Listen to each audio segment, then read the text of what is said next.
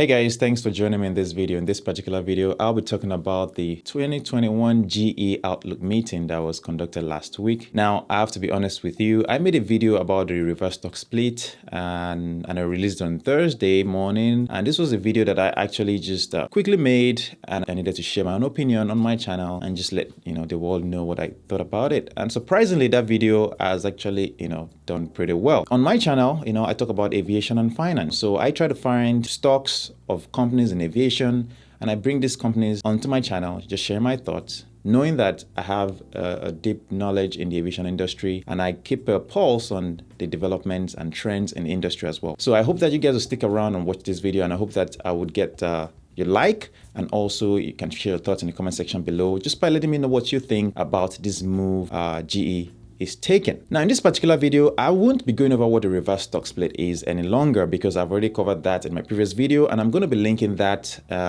in the description below, and also I'll probably put a pop-up on your screen so you can check it out after this video. I appreciate if you stick around to watch this particular one. Now, according to the discussion they had during the meeting, it was obvious that GE was trying to just streamline its business and focus on 4 parts of its business currently. The first one is the power sector, the second one is the renewable energy sector, and the third one is the aviation, and followed by the fourth one, which is healthcare. Now, these 4 pillars of GE, I would call them now, are their strengths. So by them focusing on these 4 areas, I believe that GE is giving itself a stable ground to function and survive long term. As we know, aviation sector is one of the biggest businesses that GE is in, and knowing that they've existed for a while, I believe that GE has an upper hand in this sector, followed by healthcare. Healthcare is another big one for GE that is producing a lot of profits year over year for GE. Unfortunately, GE got into a lot of businesses that put them in trouble. So at the end of the day, the overall performance of the company was a lot of losses, which led to a decline in the stock performance and making a lot of investors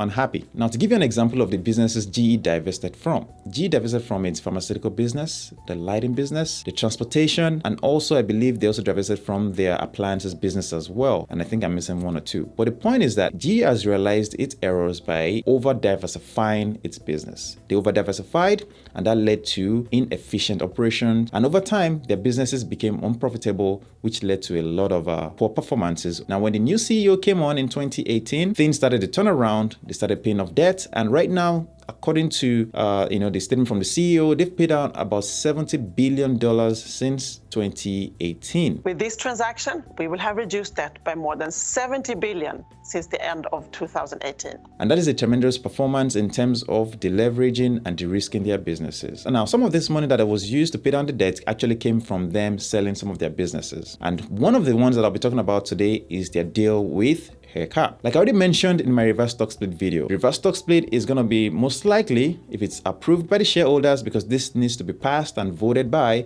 the shareholders. And if this is done, now it will go into effect anytime between now and May, which is their annual meeting for 2021. Now, if it goes into effect, the plan is that they're going to have a reverse split of 8-1. And that means that for every 8 shares of GE that you own, assuming you're invested in GE, it becomes 1. So this portion, I'll be talking about the impact of the reverse stock split in general to you as an investor. I've already talked about the impact of the reverse stock split on GE's stock performance itself and even the company in my reverse stock video. So if you haven't seen that video, again, check it out. But for you, okay, there are a few things you need to consider as this reverse stock split is being planned. Now, one of the first things that was mentioned in their proxy statement release was that by them doing this reverse stock split, a lot of investors would hold less than 100 shares, which is considered odd lot shares. What this means is twofold. The first one is that it could mean that it becomes a difficult situation for a lot of shareholders to sell their shares, or for the option holders to actually place option deals on their shares. You got to understand that an option or an option contract holds 100 shares. To give you a good example, let's assume that you have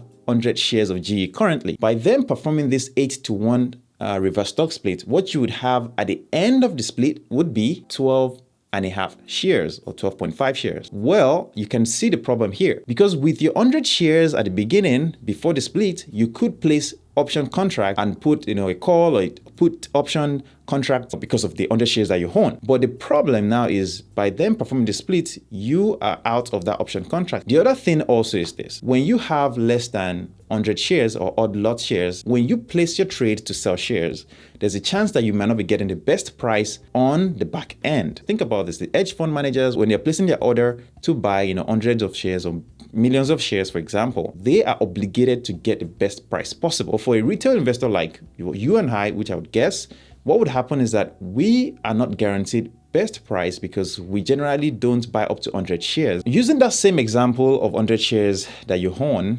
initially before the split. Once the split is completed, like I mentioned, you have 12.5 shares. With the 12.5 shares you have, it means that you have a fractional share at the end of your number. 12.5, the 0.5 of it is a fractional share. This is going to be a problem as well for the fractional shareholders after the split. According to GE, they plan to actually pay out shareholders that have fractional shares after the split in order to have equal amount of shares at the end of this deal. According to the statement, they will actually pay out an equivalent of that share, of the fractional share, in cash to the shareholder. So the next consideration to you as an investor are the dividends. You have to remember that GE pays dividends, and according to their last dividend payout, they paid about 0.04 cents per share to shareholders. Well, after the split is conducted, what would happen is that, according to them, they will pay out an equivalent of what they are currently paying out.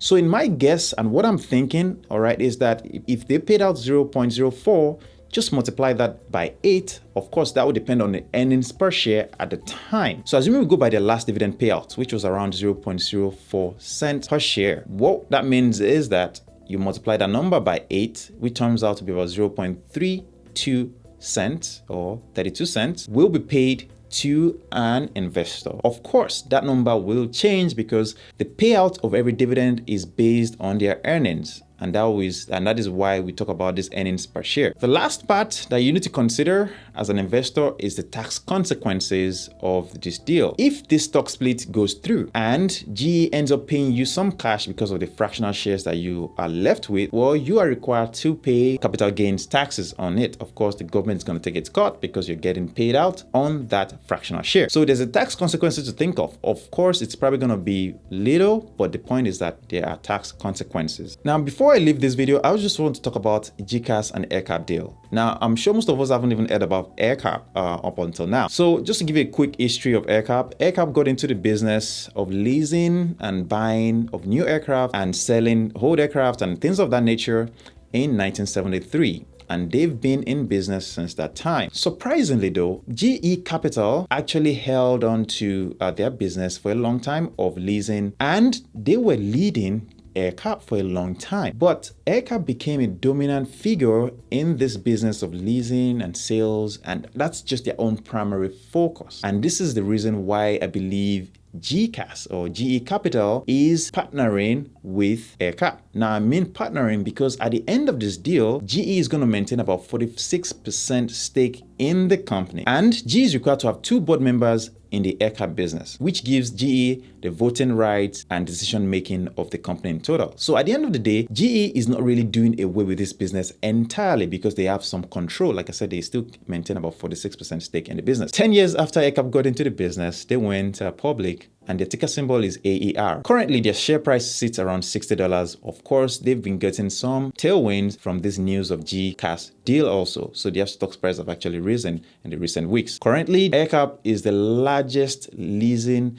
company of aircraft and sales of aircraft in general, with over, I believe, 1,500 aircraft under its portfolio. In summary, GE stock has actually taken a dip due to this reverse stock split announcement. This is not always a good thing, but without making this video too long, let me know what you think in the comment section below about this deal of GECAS and AerCap, and also what do you think about this reverse stock split that GE is planning to perform. If you're buying GE, would you keep buying more? And if you're holding GE, would you sell? I would love to hear your thoughts. And thanks for watching this video. Don't forget to like, and I'll see you in the next one.